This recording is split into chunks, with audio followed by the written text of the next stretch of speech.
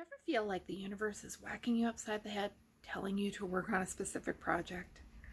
It's been an interesting week. I'm Michelle, this is my romantic tangle, and I am back with a quick Flosstube update, starting with Small Library by Stitching Jewels. And I'm still stitching, and I am still loving it. I'm having second thoughts, wondering if I should have made the large library instead. It has more bookshelves on either side, deeper arches going back. And when I was originally looking at both of the patterns, comparing them, I thought I'd be more likely to finish this one.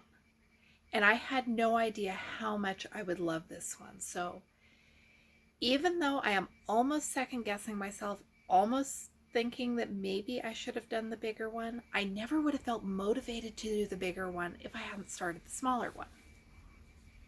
And no, I am not going to stitch them both. A couple months ago, I was thinking and wondering, could I finish this by the end of the year? I did the math, figured out how many stitches a day it would take, told myself there was no way I was going to get that done, and now I'm looking at it with fresh eyes, wondering if I could stitch it by the end of the year, and that may or may not be a good idea. I'm having fun stitching. What gets stitched gets stitched. Back in October, when Mom and I went to the coast, we were in an antique mall, and I saw a stitched crewel piece that I am pretty sure was originally a toll painting pattern. I fell in love with that idea, and ever since I have been picturing the Cornhuskers toll paintings that my mom did back when I was a little kid, and thinking maybe I could do those as thread painting. I don't know how to do this, but I have got a vision in my head of what I think it would look like.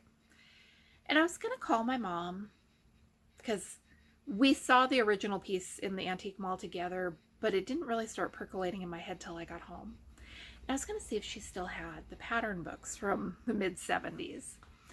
Before I got a chance to do that, I stopped at the thrift store.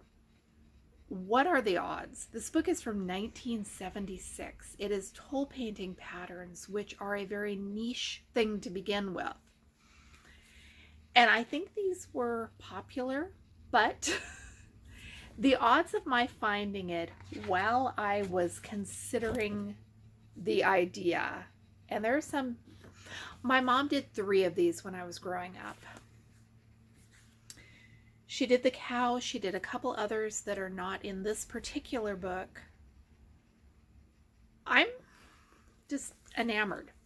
Reeks of cigarette smoke, but I was not going to pass it up because of that. And I tucked it away, and I was going to tell you about it in my next video, and I was going to try to do some swatching to see if I could get stitches to look like corn husks. And then this morning the boys and I went to an estate sale.